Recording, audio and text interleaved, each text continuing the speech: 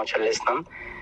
ప్రార్థన చేయడానికి నాకు ఇచ్చిన అవకాశం బట్టి కూడా దేవునికి వందనాలు.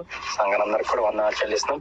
ఒక మాట ప్రేయర్ చేద్దామంటే, ఆ ప్రేయర్ చేసే ముందు ఒక వాక్యం గుర్తు వస్తుందన్నమాట. నేను యూఎస్ రావడానికి ముందు నేను అదే పరిస్థితిలో ఉన్నాను.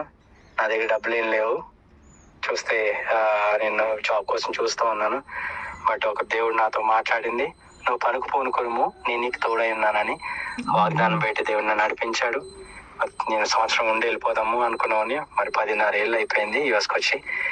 మరి దేవుడు ఎంతగానో నన్ను హెచ్చించాడు. మరి నేను వెళ్ళి లేనప్పటికీ దేవుడు నన్ను మరి తను ఈ విధంగా నిలబెట్టుకున్నట్టు దేవుని కృప అది. సో దేవుడు మీకు ఇచ్చిన తలాంపులను బట్టి కూడా వందనాలు. దేవుడు అదే విధంగా నన్ను నడిపించిన దేవుడు, అందరు నడిపిస్తున్నవాడు. ముఖ్యంగా ఆయన మనల్ని రక్షించుకున్నాడు. దాన్ని బట్టి దేవునికి ఎంతో వందనాలు చెల్లిస్తున్నాము. మరి అదే విధంగా ఆత్మీయంగాను భౌతికంగా కావాల్సిన అన్ని ఆయన సమకూరుస్తాడు. మీకు ఇచ్చిన తలంపుల్లో దేవుడు మిమ్మల్ని ఆలయం కట్టాలి, అక్కడ ఒక ప్రేయర్ హాల్ నిర్మించాలని ఆలోచన ఇచ్చాడు. దేవుడు అది ప్రార్థనాపూర్వక మీకు ఇచ్చిన తలంపు నేను నమ్ముతూ ఉన్నాను. ఒక మాట ప్రేయర్ చేసుకుందామంటే,